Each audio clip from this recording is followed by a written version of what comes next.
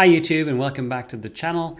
In this video at the start of 2024, we take a look back at the year that was 2023. We'll look at the YouTube analytics, look at the stats, how many viewers we've had, the watch time, any interest and insights, which videos did well, which ones didn't do so well, and then my personal highlights as well. So I hope you find this video useful.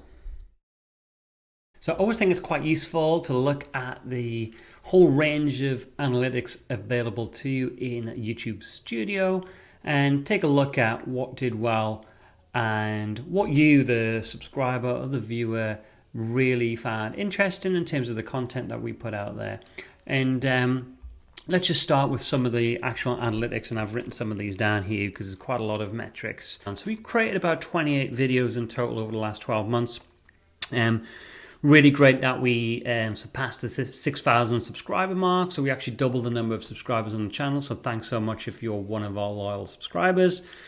And we did 272,000 views over the last 12 months, which is actually an 83% year-on-year increase over the previous year, which is great. And the watch time also went up by a similar percentage over the last year. We saw a 19% increase in subscribers. Obviously, that's all relative to the previous year. So year on year, now we're getting more traction and we're able to impact and help more people, which is the ultimate objective of this channel. Taking a look at the demographics then, so over 45% of the views, so nearly half of all views came from just two countries, the USA and India. Obviously, they're large English-speaking populations and there's a lot of keen interest in the subject matter. UK, Australia, Canada and Germany were also made up the top 6. Interestingly though, when I looked at the average view duration, there seems to be one person in Costa Rica who either finds my content really valuable or has trouble sleeping, because they've got an average view time of nearly 18 minutes. I don't know if it's one person, but it could be 68 views and nearly 18 minutes in Costa Rica, and so that may skew the average figure duration a little bit there. Moving on then to take a look at the best and worst performing videos over the last 12 months. And if we ignore the ones which are released in December, they haven't had a huge amount of traction yet, and I haven't had the same runway as some of the other videos produced earlier in the year.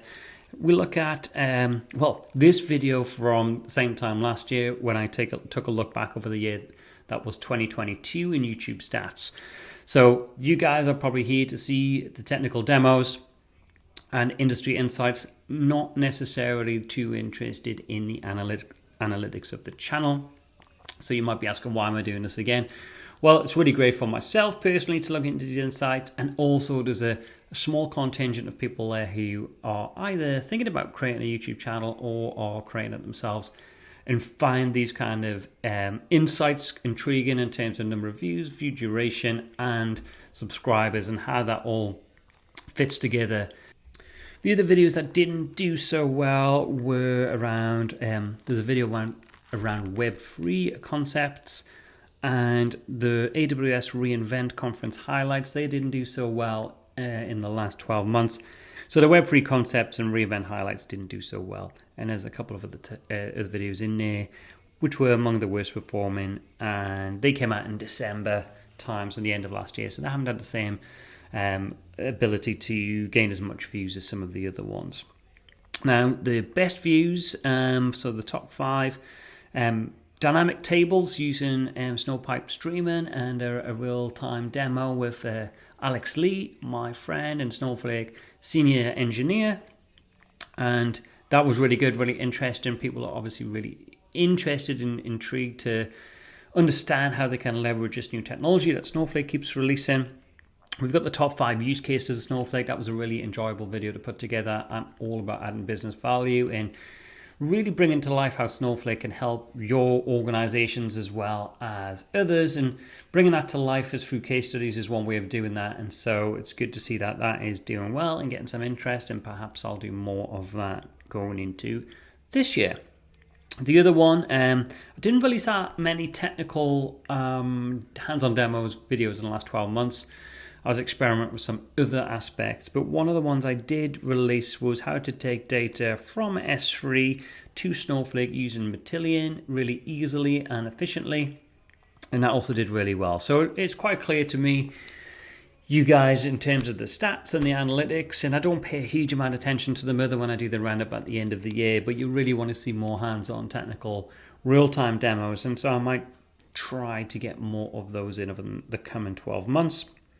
Final one around this, the top 5 was actually another top 5. It was top 5 data analytics trends for 2023. I released this in February last year. And this did really well, even though it was less technical, more generic, but it was predominantly centered around data and analytics specifically. And this one did particularly well. It's not all about stats though and analytics, and you can learn a lot from them. And if you're trying to play the algorithm, which I'm absolutely not, you can go down rabbit holes of this and really try to fine tune the content that you're producing. But for me, I try to enjoy what I'm doing, and I try to share my insights and experience and add value back to the community through the medium of video in terms of YouTube anyway. And for me, the personal highlights were, in terms of the channel, was collaborating with other people. So I mentioned Alex Lee in the Dynamic Tables video. That was really good, and Alex was the perfect person at that time to go through the demo of that. He understood that exactly inside out, and really brought that to life in terms of how people can use it with a real world example. I also spoke to another Snowflake employee, Sagar Kulkarni, a senior sales engineer, and he works with the partners, and we did a day in the life, found out about his experience and background and how he ended up working at Snowflake and what that looks like on a day-to-day basis for him. And then we also did a video with Rishu from Coalesce, an ex-Snowflake employee that joined Coalesce. I went into that video purposely not looking at what Coalesce actually did ahead of time. I wanted to get that fresh as part of the video and experience it potentially at the same time as you watching it as well. Coalesce seems a really interesting tool and something I'd like to delve a bit more into in more detail in the coming months.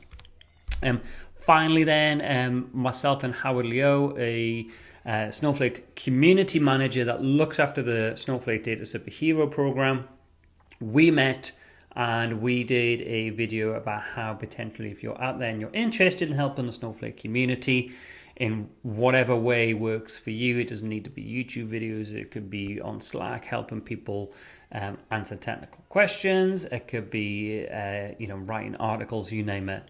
So we went through that and we covered the specifics around the Snowflake Data Superhero program, how you can apply for it, the kind of things that Howard and his team look for in the community. And as part of that, I guess I'd end my highlights in terms of being able to get to Snowflake Summit in Las Vegas last year, meeting Howard and his team in face-to-face, and also meeting a lot of the other Snowflake Data Superheroes, which are all great people, and having a chance to talk to those guys in a great environment and getting access to people like Snowflake founders like Benoit, for example.